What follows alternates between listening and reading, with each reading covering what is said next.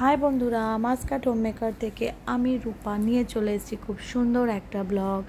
আজকে দেখতে পাচ্ছ যে চারপাশটা খোলা আকাশ আর খুব সুন্দর একটা জায়গায় আমরা চলে এসেছি, যেটা আমরা ছোট থেকেই পড়ে এসেছি ইতিহাসের বইতে।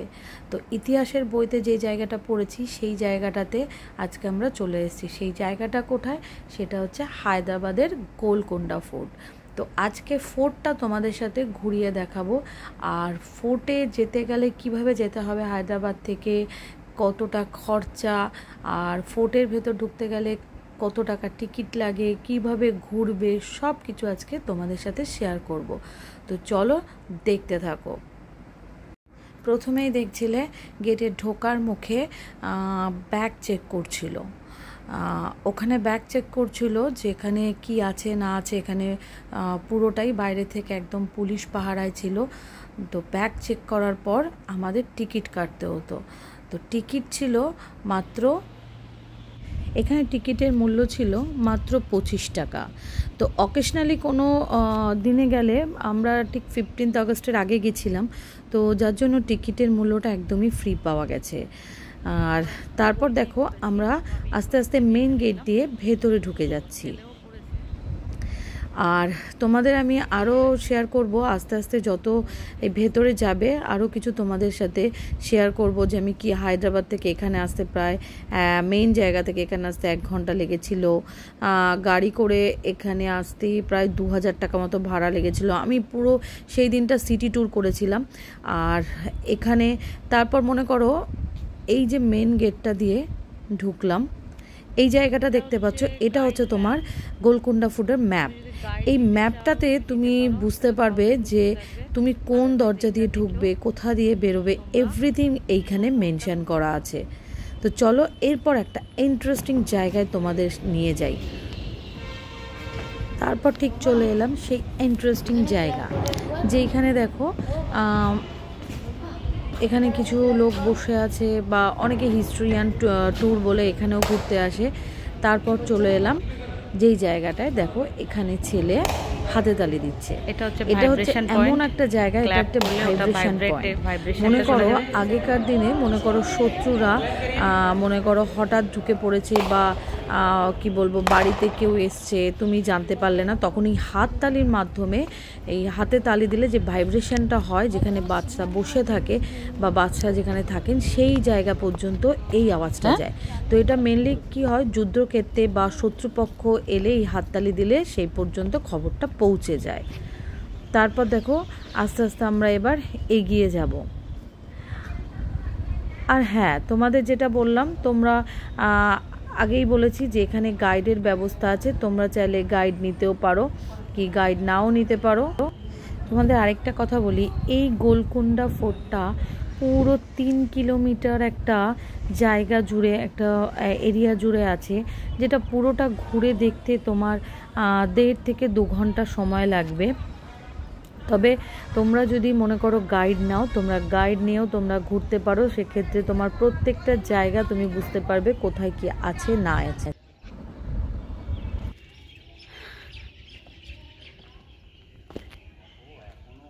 এই জায়গাটা দেখতে পাচ্ছ, এটা হচ্ছে মিনিস্টারদের অফিস।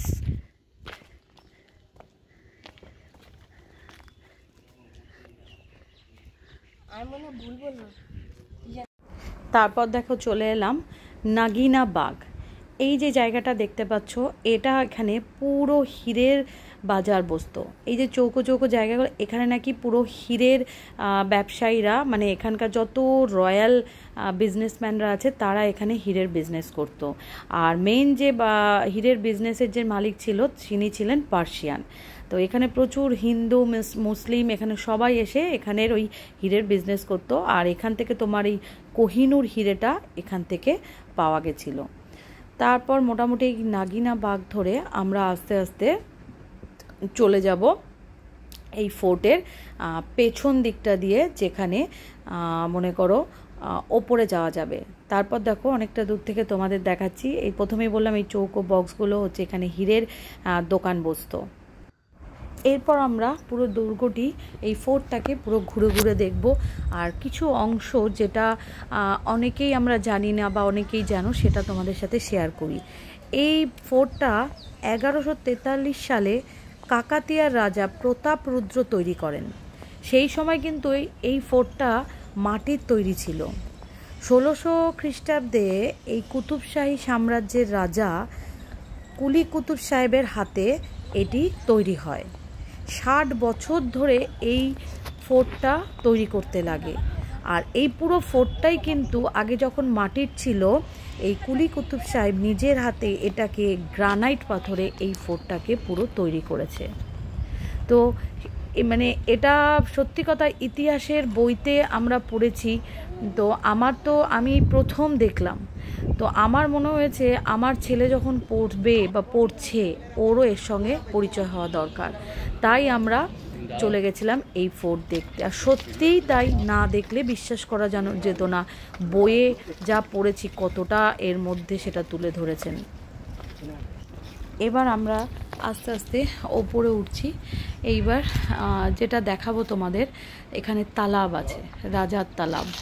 তো এখানে এরকম 4টে তালাব আছে, কিন্তু প্রত্যেকটা তালাবকে কিভাবে রাজা ইউজ করত সেটা একটু তোমাদের সাথে গল্প করি।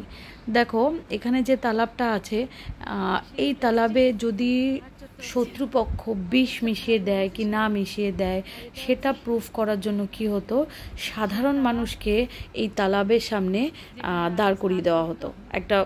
ছোট্ট একটা জলের ব্যবস্থা আছে, ট্যাঙ্ক মতো আছে, ওখানে সাধারণ মানুষের ঘাম পড়তো। তো ঘামটা ওখানে পড়ার পরে রাজা কি করতো, পার্সিয়ান ঘোড়া আনতো। পার্সিয়ান ঘোড়া এনে ওই ছোট্ট ট্যাঙ্কারের মধ্যে যে জলটা থাকতো ওকে ইউজ করতে বলতো। তো এইবার পার্সিয়ান ঘোড়া কি, যেহেতু ঘামের গন্ধ থাকতো, সে তখন কি করতো, ওই জলটা আর মুখ দিত না। তখনই রাজার মনে হতো যে এর মধ্যে কেউ বিষ মিশিয়েছে। যদি সে মুখ দিত তাহলে মনে হতো যে এটা ঠিক আছে, আর যদি মুখ না দিত তাহলে বোঝা যেত এটার মধ্যে কেউ বিষ মিশিয়েছে। তো সেইভাবেই রাজা এটাকে ইউজ করত। তারপরে দেখো, ওই ওপরে এখানে একটা ছোট্ট পাহাড় আছে, হ্যাঁ, যেটা হচ্ছে মেহতাব বুর্জ। তো মেহতাব বুর্জ যে পাহাড়টা আছে, এই পাহাড়ের একটা বিশেষত্ব আছে, সেটা হচ্ছে ঈদের দিন, যেহেতু তখন আলো ছিল না, মশাল জ্বলতো, হ্যাঁ, তো ঈদের দিন কি করতো, ওইখান থেকে ঈদের চাঁদ দেখতো। তো চাঁদ দেখে পরের দিন সকালবেলা ওই পাহাড়ের ওপর থেকে ডিক্লেয়ার করতো যে আজকে ঈদ।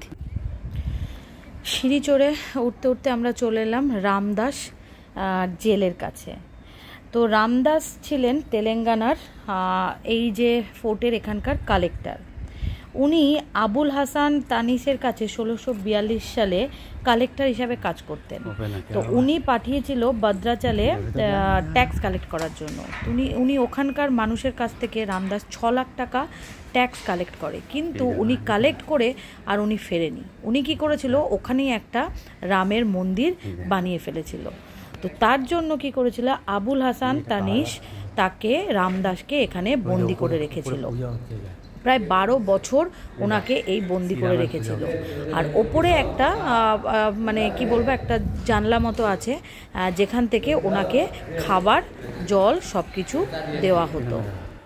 12 বছর আটকে রাখার পর তখন কি করেছিল, রামদাস ওইখান থেকেই ওই পাহাড় থেকেই একটা পাথর নিয়ে ওই পাথর দিয়ে ওর মধ্যে একটা মূর্তি এঁকেছিল।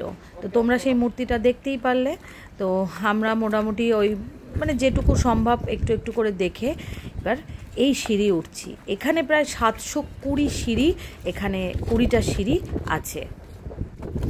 আর তারপর আমরা আস্তে আস্তে ওপর দিকে উঠে এলাম। উঠে আমরা দেখলাম এখানে 4 মিনারের মতো, কিন্তু এটা না, এখানে 2 মিনার করা আছে। এটা করেছে ইব্রাহিম কুলু কুতুব শাহ 1550 সালে। হ্যাঁ, 1550 সালে উনি এই 4 মিনার করেছে। কিন্তু ওনার ছেলে যেটা করেছে 1551 সালে, এটারই কপি, সেটা হচ্ছে 4 মিনার। তারপর ওখান থেকে আমরা চলে এলাম মন্দিরে, জগদম্বার মন্দিরে। এটা হচ্ছে জগদম্বা মা কালীর মন্দির।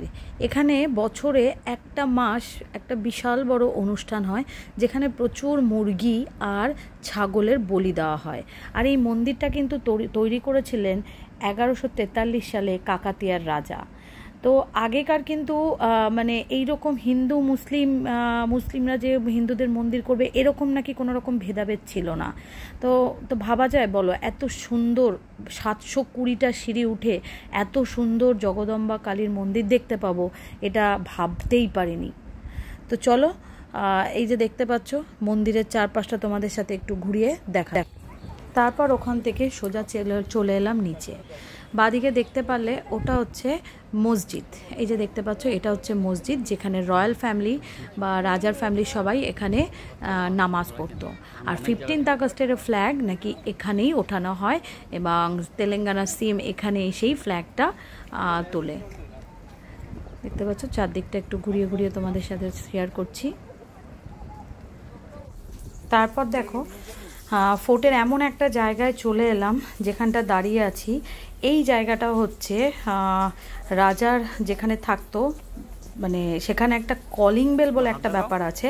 মনে করো এই জায়গাটা থেকে যদি কেউ হাততালি দিত, তো মানে তখন রাজা বুঝতে পারতো যে তার বাড়িতে কোনো গেস্ট এসছে। তো সেভাবেই আর কি কি বলবো, বুঝতে পারতো যে তার বাড়িতে কেউ এসছে, সেভাবে তাকে আদায় করা হতো। বা রাজার সঙ্গে যদি কেউ কোনো রকমভাবে দেখা করতে আসতো, তো সব কিছুই এইখান থেকেই আর কি পরিচালনা করা হতো। তারপর এখানে চলে এলাম আগে যখন যুদ্ধ হয়েছিল সেই যুদ্ধে রাখা কিছু কি বলবো বন্দুক, যেখানে কিছু রাশিয়ান বন্দুক আছে, যেটা ইন্ডিয়ান বন্দুক আছে, সব কিছু এখানে রয়েছে। ফোর্টটা ঘুরে দেখার সময় কিছু ছবি আমরা ক্লিক করেছিলাম, তো সেই ছবিগুলোই একটু তোমাদের সাথে শেয়ার করছি। তো আজকে ফোর্টটা ঘুরে যা যেটুকু পেরেছি তোমাদের সাথে শেয়ার করেছি। তো এইটুকুতেই তো শেষ হয় না, অনেকটা সময়ের ব্যাপার, কিন্তু তার মধ্যে থেকে যেটুকু পেরেছি তোমাদের সাথে শেয়ার করেছি। যদি বন্ধুরা ব্লগটা ভালো লেগে থাকে, ব্লগটা ছেড়ে যাওয়ার আগে like, comment, share and subscribe করতে একদম ভুলো না। Thank you for watching.